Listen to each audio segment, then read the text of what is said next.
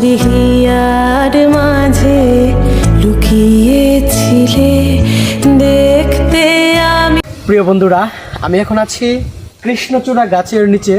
কৃষ্ণচূড়ার ফুল যে কত সুন্দর, বৃষ্টির ফল অতিরিক্ত এবং ঝড়ের ফলে নিচে অনেক ফুল পড়ছে। দেখেন নিচে একটু দেখাও, নিচে ফুলগুলো একটু দেখাও, যে দেখেন কীভাবে পড়ে আছে ফুল।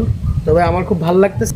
একটু করে হ্যাঁ, দেখেন এত সুন্দর, মানে গাছের পাশে আসলে বা ফুলের কাছে আসলে মনে হয় নিজের মনটা যে কত মানে ফ্রেশ লাগে, মেন্টালিটি এটা ভাবাই যায় না।